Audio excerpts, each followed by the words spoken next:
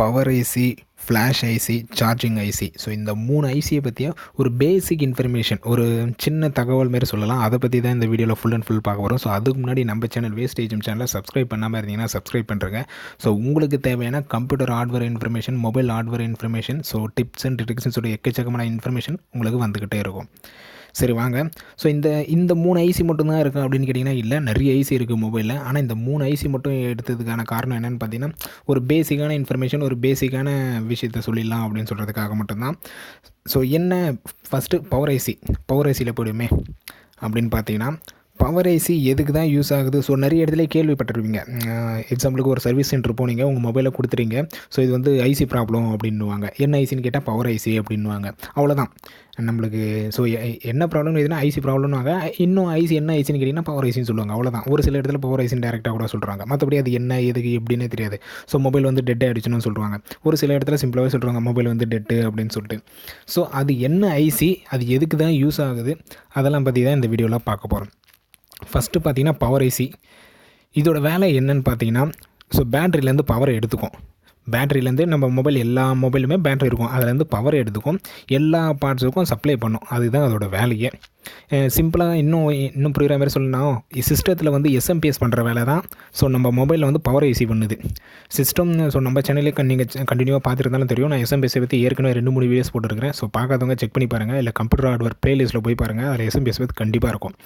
SMPS என்ன பண்ணணும்னு பார்த்தீங்கன்னா, சிபியூவில் 240 வோல்ட்டு எடுத்துக்கும் எல்லா டிவைஸுக்கும். ஸோ மதர் போர்டுக்கு இத்தனை வோல்ட்டு, ஹார்ட் டிஸ்க்கு இத்தனை வோல்ட்டு, டிவிடி டிரைவுக்கு இத்தனை வோல்ட்டு, இப்படி எல்லாமே பிரித்து தரும்.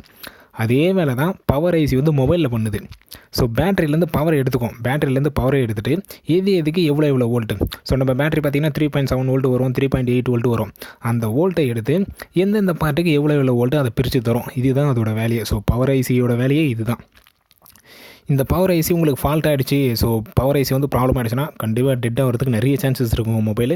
ஸோ நிறைய பேர் சர்வீஸ் சென்டர் எடுத்தோம்னா கேள்விப்பட்டுருவீங்க, பவர் ஐசி போயிடுச்சுன்னு. ஸோ மொபைல் வந்து டெட் ஆகிடுச்சு, எதுவுமே பண்ண முடியாதுன்றாங்க.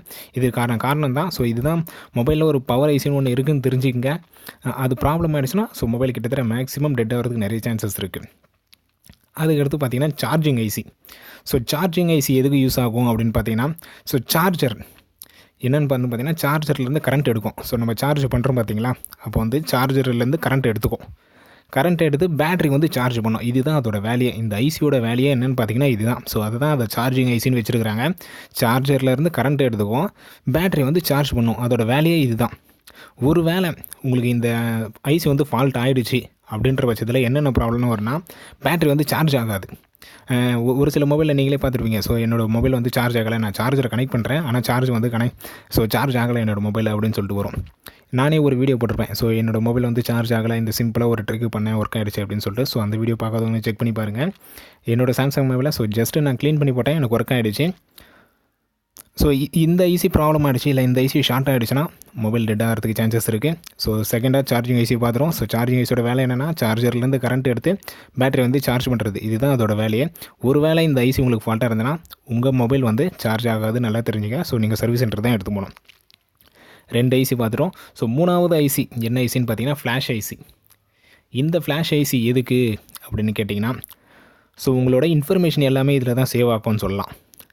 Software information, so IMI number, இப்படி சாஃப்ட்வேர், ஸோ ஸ்டோரேஜ், இது எல்லாமே உங்களுக்கு பார்த்திங்கன்னா ஃப்ளாஷ் ஐசியில் தான் சேவ் ஆகும், ஸ்டோர் ஆகும். அதுக்கு தான் அந்த ஃப்ளாஷ் ஐசியே. ஸோ இது ஒரு வேளை ஒர்க் ஆகலை, சரியாக ஒர்க் ஆகலை அப்படின்னா டெட் ஆகிறதுக்கு நிறைய சான்சஸ் இருக்குது. ஸோ இந்த வீடியோ போட்டதுக்கான காரணமே என்னடா அப்படின்னு கேட்டிங்கன்னா, பேசிக்காக உங்கள் மொபைலில் இந்த ஒரு 3 ஐசி இருக்குதுன்னு தெரிஞ்சுங்க. Power IC, charging IC, flash IC. So இது என்னென்ன வேலை பார்க்குது அப்படின்னு சொல்லிட்டு தான் இந்த வீடியோவில் பார்த்துருக்குறோம். ஸோ இதுக்கப்புறமும் நிறைய வீடியோஸ் அப்லோட் பண்ணுவேன். இன்னும் எத்தனை ஐசிஸ் இருக்குது, ஸோ கமெண்ட் பண்ணுங்கள் உங்களுக்கு என்னென்ன தேவை அப்படின்னு சொல்லிட்டோம். ஸோ சீக்கிரமே அந்த வீடியோவில் அப்லோட் பண்ண பார்க்குறேன். எக்கச்சக்கமான வீடியோஸ், மொபைல் ஹார்ட்வேர் சம்மந்தமான வீடியோஸ் நம்ம சேனலில் வந்துகிட்டே இருக்கும். ஸோ சப்ஸ்கிரைப் பண்ணி வச்சுங்க. வீடியோ பிடிச்சிருந்தா ஒரு லைக் பண்ணுங்கள், உங்கள் ஃப்ரெண்ட்ஸுக்கும் ஷேர் பண்ணுங்கள். இந்த ஐசிலாம் இருக்குதுன்னு தெரிஞ்சுங்க. ஸோ சர்வீஸ் சென்டர் போனால் என்ன ப்ராப்ளம் என்ன கேட்குறதுக்கும் உங்களுக்கு தெளிவாகவும் இருக்கும். ஸோ பவர் ஐசினா இதான் problem, flashing IC, charging IC அப்படின்னு சொல்லி இது எல்லாமே எக்கச்சக்கமான ஐசிஸும் இருக்குது, எக்கச்சக்கமான ப்ராப்ளம்ஸ் இருக்குது. ஸோ ப்ராப்ளம்ஸ் அண்ட் சொல்யூஷன்ஸும் தனியாகவும் எக்கச்சக்கமான வீடியோஸ் நான் அப்லோட் பண்ணுறேன். அடுத்து ஒரு நல்ல வீடியோவில் பார்க்கலாம். தேங்க்யூ.